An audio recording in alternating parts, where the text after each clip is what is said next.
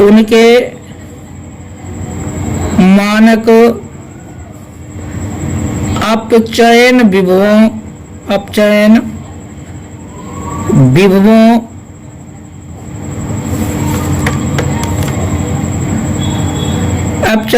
मानक अपचयन विभव ई नॉट्स से दिखाएंगे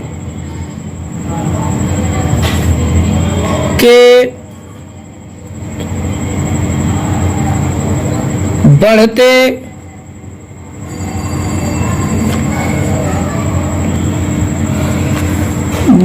हुए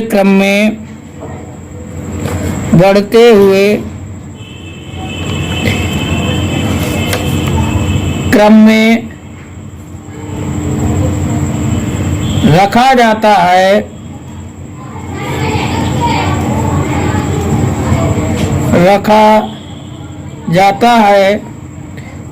तो एक श्रेणी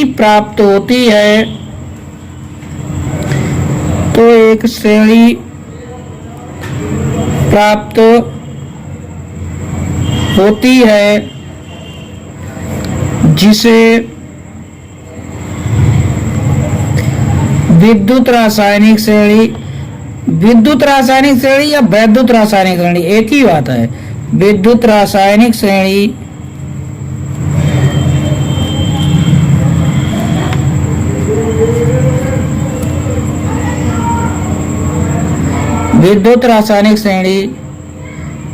या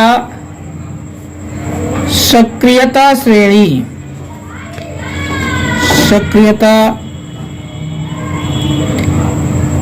श्रेणी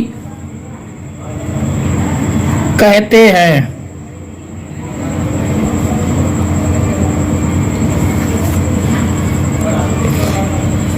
अब हम देखेंगे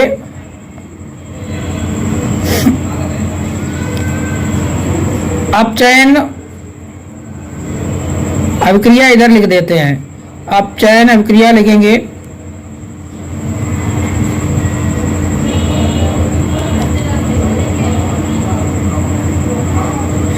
और इधर लिख देते हैं अपचयन विभव या मानक अपचयन विभव।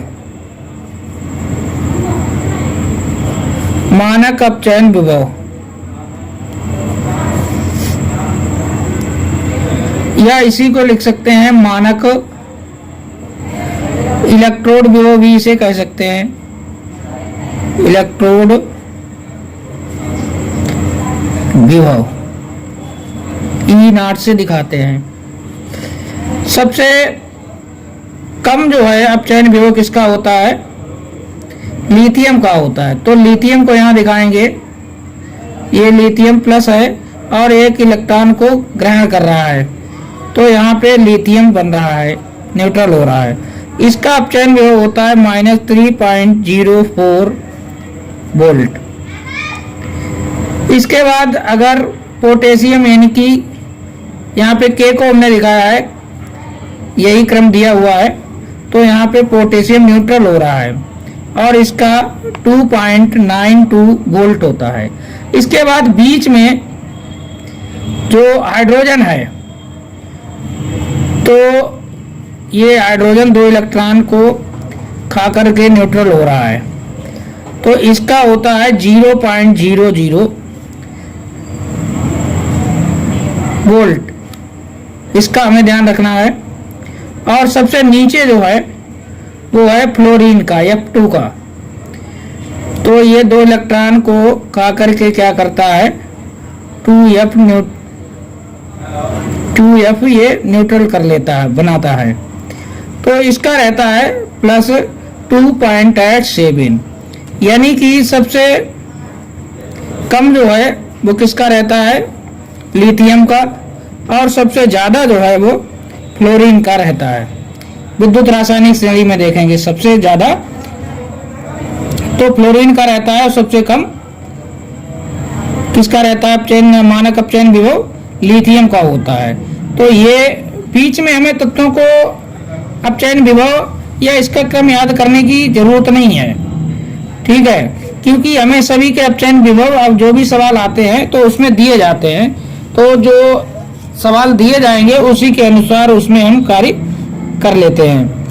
तो सामान्य जानकारी इतनी हमें होनी चाहिए कि जो विद्युत रासायनिक श्रेणी है वो किस आधार पर बनाई गई है, वो मानक अपचयन विभव के बढ़ते हुए क्रम में रखी गई है। और सबसे ऊपर जो है लिथियम को रखा गया है, मध्य में हाइड्रोजन है, हाइड्रोजन का जो मानक अपचयन विभव है वो 0 है, और सबसे नीचे जो है वो फ्लोरीन है, उसका सबसे ज्यादा मानक इलेक्ट्रोड विभव है वो है 2.87। ठीक है, इतना। इसके आगे हम देखेंगे, अब इसके बाद विद्युत रासायनिक श्रेणी के लक्षण हम लोग देखेंगे।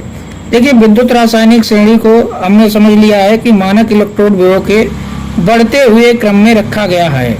अभी हमने एक समीकरण देखा था, Zn plus Cu2 plus Gibbs में क्या हो रहा था, Zn2 प्लस Cu।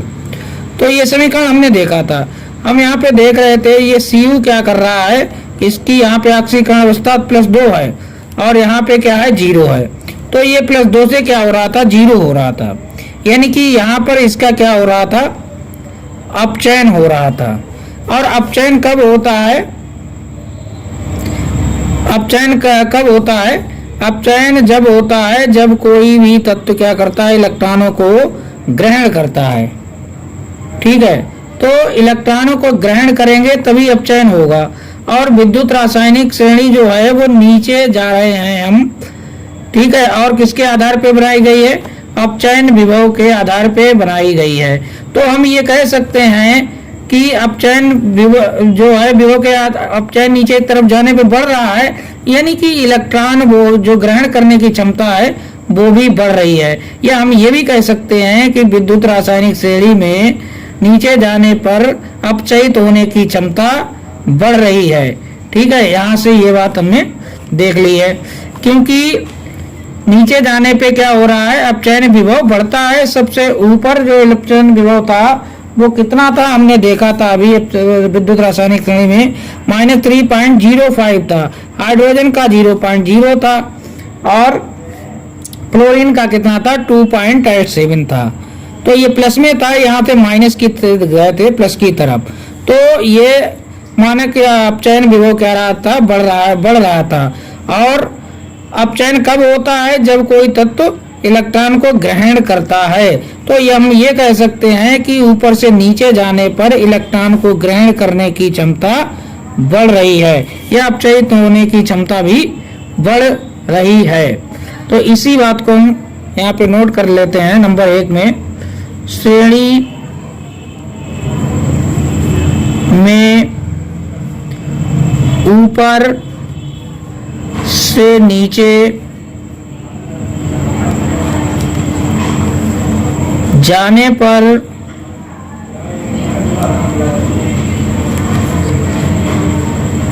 पर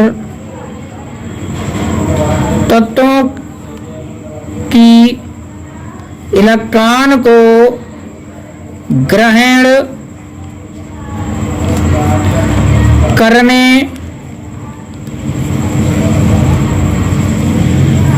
की क्षमता, ग्रहण करने की क्षमता बढ़ती है,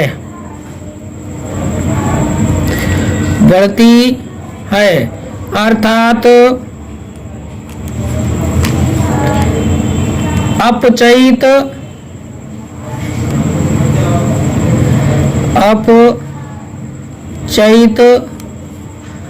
होने की क्षमता बढ़ती है।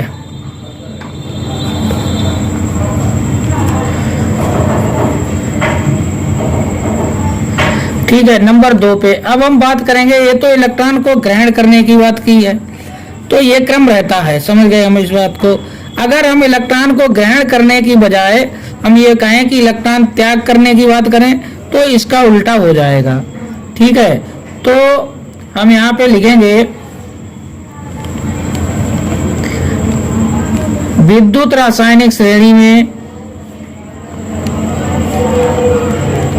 विद्युत रासायनिक श्रेणी में जो तत्व सबसे ऊपर हैं, सबसे ऊपर होता है, अर्थात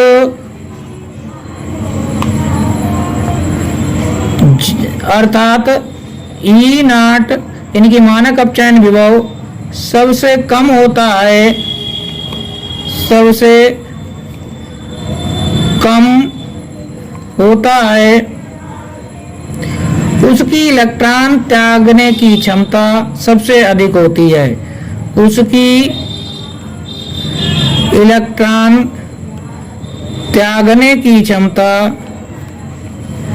त्यागने की क्षमता सबसे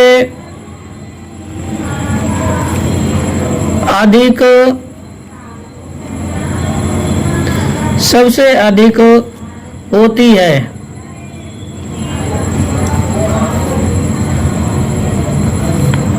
ठीक है, और जो इलेक्ट्रॉन त्यागेगा तो वो क्या करेगा,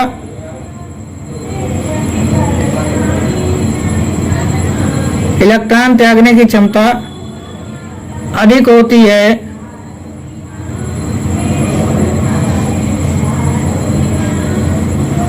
तो इसका क्या क्या हो रहा होगा, ऑक्सीकरण हो रहा होगा। जो इलेक्ट्रॉन त्यागता है उसका क्या होता है, ऑक्सीकरण होता है। ठीक है, ये Zn है, Zn क्या कर रहा है, यहाँ 0 से +2 में जा रहा है, ये इलेक्ट्रॉन को त्याग कर रहा है।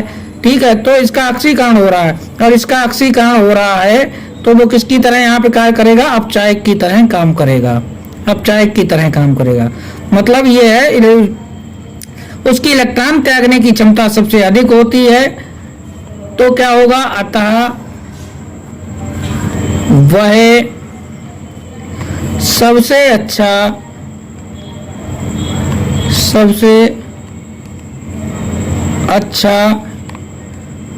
अपचायक होता है।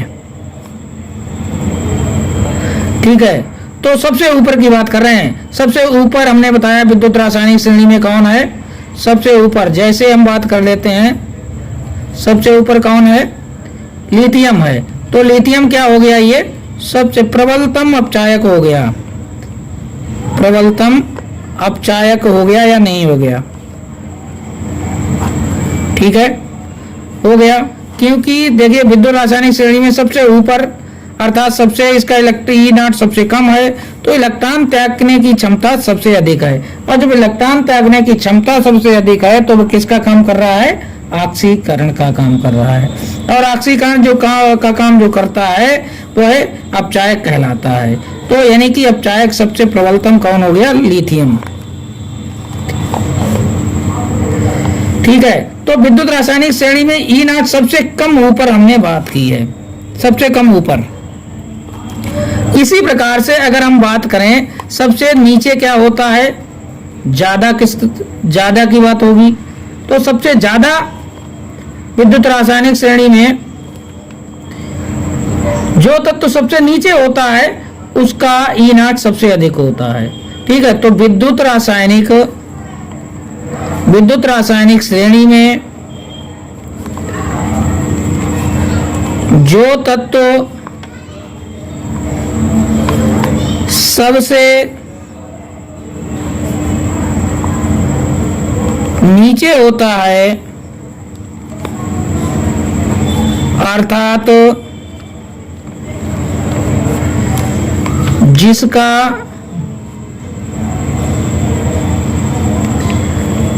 ई नाट सबसे अधिक होता है, सबसे अधिक होता है, उसकी इलेक्ट्रॉन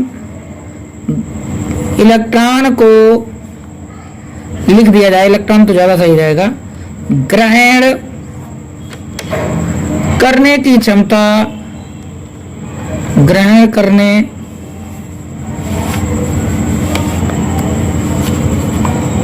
की क्षमता